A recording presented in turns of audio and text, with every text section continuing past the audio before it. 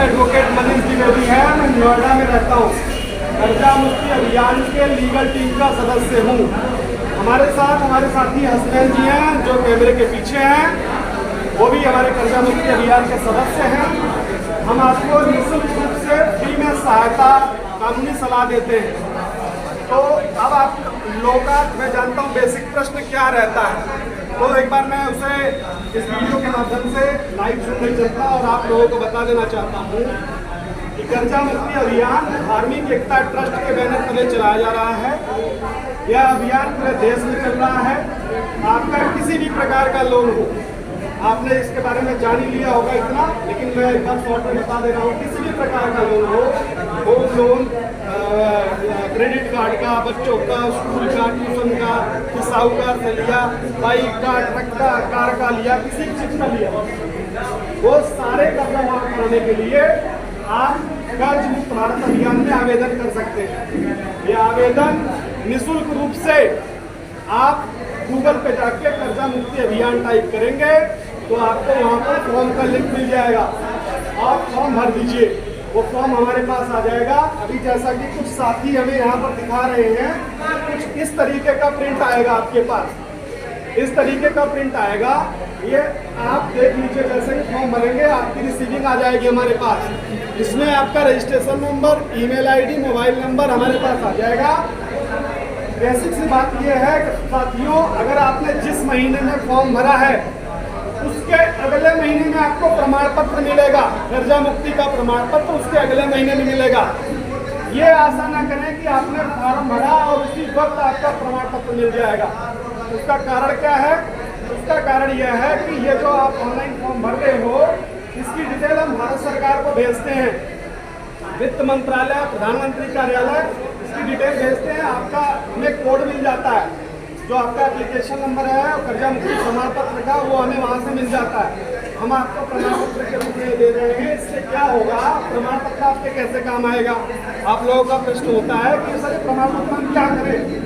ये प्रमाण पत्र आप ले जाकर के बैंक में, NBFC में, साहूकार को जहाँ से भी लोन लिया, जैसे भी लोन लिया, एक एप्लीकेशन लिखिए।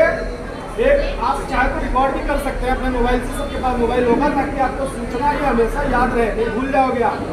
चाहे तो अपना मोबाइल निकाल के रिकॉर्ड भी कर सकते हैं। ये आप ले जा करके बैंक में, NBFC में आप दे सकते हैं और कह सकते हैं कि भैया उसमें आप एप्लीकेशन में लिखिए और बताइए कि सर मेरी आर्थिक स्थिति तब ये थी, किन किन कारणों से आपका कर्जे में दलदल में फंसे।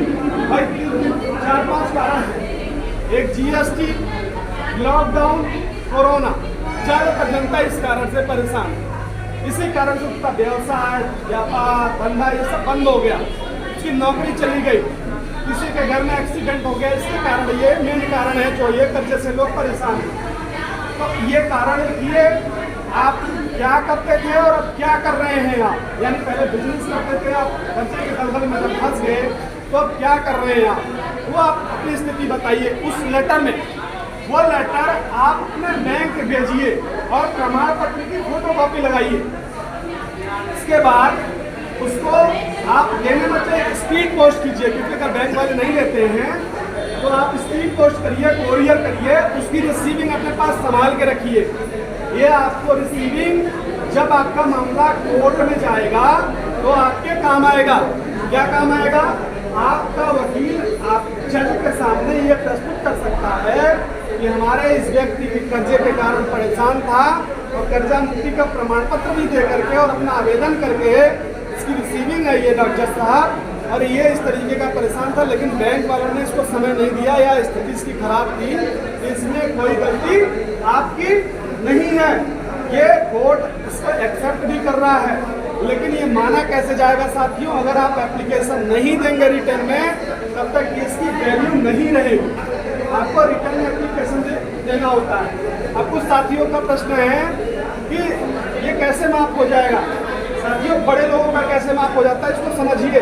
तो बड़े बड़े उद्योगपति हैं, वो अपना एप्लीकेशन दे करके वो अकाउंटेंट रखते हैं, मुनीम रखते हैं, वकील रखते हैं, CA रखते हैं। वो लगातार अपनी समस्या का जो है जानकारी लिखित रूप में मेल के द्वारा, लेटर के द्वारा बैंक को देते रहते हैं। इसलिए उनको जल्दी उनको राहत मिल जाती है।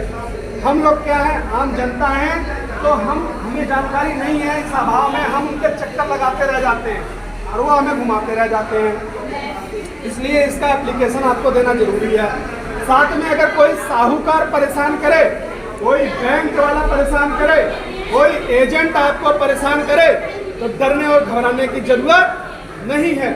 आपको करना क्या है, सबसे पहले अगर कोई आपके घर के बैंक वाला या NBFC वाला एजेंट आता है, तो आपको करना क्या है, सबके पास इस टाइम एंड्रॉइड मोबाइल है, मोबाइल निकालिए और उससे प्रश्न कीजिए। प्रश्न ये कीजिए कि आपका नाम क्या है, आपका नाम क्या है, आप किस बैंक से आए हैं, आप अपना ID कार्ड दिखाइए मुझे कि आप जिस बैंक से आए हैं आप हैं भी हो या नहीं है, या आप एजेंट हैं, भाई रहते हैं आप सलीमाबाद में और आ गए फतेहपुर में, तो भाई मुझे आपके कर्जा, मैं इस बैंक से आया हूँ, मुझे इतना पैसा दे दीजिए। तो आप उसको किसी को कैश में पैसा मत दीजिए। अगर कैश में देते हैं तो रिसीविंग लीजिए, लेकिन तो ज़्यादातर अब ऑनलाइन सिस्टम हो गया तो ऑनलाइन लीजिए। तो अब अगर वो व्यक्ति आ जाता है, आप उसको क्या कर सकते हैं, उससे पूछिए, उसका प्रमाण पत्र लीजिए, प्रमाण पत्र लेकर के उससे उसका DRA का सर्टिफिकेट मांगिए, ओरिजिनल है या नहीं है वो व्यक्ति, इसकी जानकारी आपको होनी चाहिए। तब आप जो है उस व्यक्ति को मतलब पैसा अपना दे सकते हैं। अगर वो असली होगा तो रुकेगा, नकली होगा तो वहाँ से भाग खड़ा हो जाएगा। इसीलिए डरने घबराने की जरूरत नहीं है। एप्लीकेशन लिखिए, वो समझ जाएगा कि आपके पीछे कोई समझाने वाला कोई व्यक्ति खड़ा है। आप किसी संस्था से, किसी अच्छे व्यक्ति से, किसी जानकार से, किसी वकील से जुड़े हुए हो, तो वो आपको ज़्यादा हरेस नहीं करेगा। इसके साथ ही अभी हमारी संख्या लगभग 10 लाख पहुंचने वाली है। फॉर्म के रूप में जो हमने ऑनलाइन फॉर्म भर रहे हो, इसकी संख्या 10 लाख पहुंचने वाली है। हम सुप्रीम कोर्ट में PIL लगाने जा रहे हैं। PIL मतलब जनहित याचिका। सुप्रीम कोर्ट से इसकी सुनवाई कराएंगे, देश एक व्यक्ति का कर्जा माफ कराएंगे। पूरा प्रयास कर रहे हैं, पूरा के मानेंगे। साथियों, इसमें आपको संगठित होने की जरूरत है।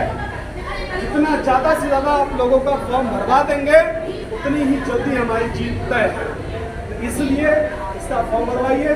हाँ, आपको कानूनी रूप में सलाह देना चाहते हैं, अगर आपके पास 13/2 का 13/4 का नोटिस आता है तो बिल्कुल मत घबराइए। उसका जवाब अपने किसी संबंधित वकील के पास जा करके उसका रिप्लाई फाइल कराइए, उसका जवाब दीजिए, उसको इग्नोर मत कीजिए। कोर्ट का नोटिस आता है, किसी वकील का आता है, वकील आपको 4 प्रकार के नोटिस आते हैं। कर्जे के दलदल में फंसे हुए व्यक्ति को 4 प्रकार के नोटिस आते हैं। कौन कौन से?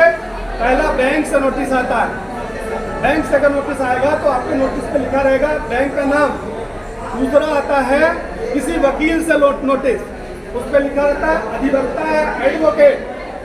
तीसरा आता है आपको कोर्ट से नोटिस, जिस पे लिखा रहता है न्यायालय या कोर्ट या कचहरी का नाम लिखा रहता है। चौथा आता है आपको लोक अदालत से नोटिस। ये 4 प्रकार के नोटिस होते हैं। इनका जवाब, मेन इसका रामबाण है, इसका जवाब जरूर फाइल कराइए। कोई भी नोटिस आए आपके घर पे चिपका के जाए तो आप रख लीजिए, उसका वकील के माध्यम से जवाब जरूर फाइल कराइए और उसके जवाब की कॉपी अपने पास जरूर रखिए। ये आपके काम आएगा और मैं इसकी गारंटी जरूर लेता हूँ। जब आपका, और डरने की जरूरत नहीं है कि आप बैंक वाला कह रहा है जी, अभी इतने साथी हैं, कुछ लोग आए थे, बोले साहब मेरे यहाँ आया, उसने बोला कि कल आकर के हम आपका ताला लगा देंगे। आप क्या ताला लगा लेंगे? हम तो डरने की जरूरत नहीं है, ताला नहीं लगता ऐसे। वो आपको डरा रहे हैं, धमका रहे हैं ताकि पैसा निकल जाए ज़्यादा से ज़्यादा, कितना पैसा निकल जाए। मैं पूछना चाहता हूँ, लाइव आज वीडियो चल रहा है इसके माध्यम से, कि भारत सरकार अगर इसकी जांच कराए, 2 लाख रुपए अगर हमने लोन लिया है तो वो 1 साल के अंदर 5 लाख कैसे पहुंच गया? इसकी जांच होनी चाहिए कि नहीं होनी चाहिए? आप बताइए। जांच होनी चाहिए कि नहीं होनी चाहिए? वो लोन की जांच, इंटरनली जांच होनी चाहिए कि 2 लाख का लोन लिया व्यक्ति ने, उसका 1 साल के अंदर 5 लाख का कैसे डिमांड निकल कर आ रहा है? ये इसलिए निकल कर आ रहा है, फर्जी सारे चार्जेस बैंक लगा रहे हैं। ये बिल्कुल बर्दाश्त नहीं किया जाएगा। इस तरीके की मनमानी बैंक का नहीं चलने देंगे। क्या आप लोग चलने देंगे ऐसी मनमानी?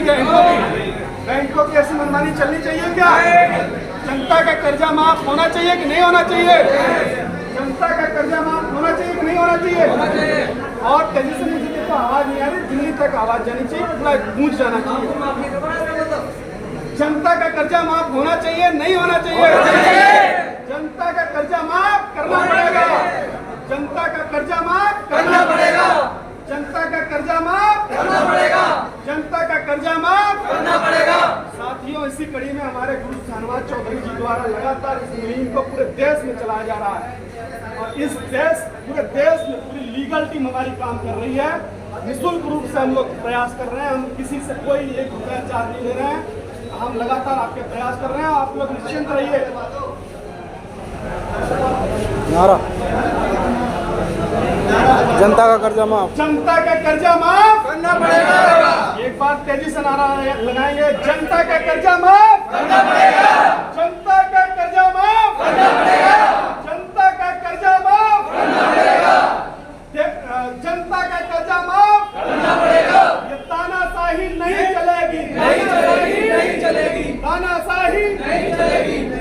साथियों, इसी विषय में हम आपको ये भी सलाह देते हैं कि जो भी लीगल आपकी समस्या है, नोटिस लेकर के आप आ सकते हैं और आप हम लोगों की लीगल टीम में आप सहायता के लिए हमारे पास निःशुल्क आ सकते हैं। हम पूरी टीम में सहायता, अगर किसी के पास कोई नोटिस हो तो बारी बारी से नंबर लगा के आइए। हम एक एक व्यक्ति का पूरी सलाह देंगे उसे कैसे क्या करना है। बैंक आपको कहीं गुमराह तो नहीं कर रहा, आपका वकील कहीं गुमराह तो नहीं कर रहा, इसके बारे में पूरी जानकारी देंगे। बारी बारी से ये नंबर लगा के आइए ताकि ये लाइव जा रहा है, पूरी देश देख रहा है, लगे कि अमरोहा की जनता बहुत सजग है, बहुत अच्छी तरीके से व्यवस्था बनाने में सहयोग कर रही है। बहुत बहुत धन्यवाद। जय हिंद, जय भारत।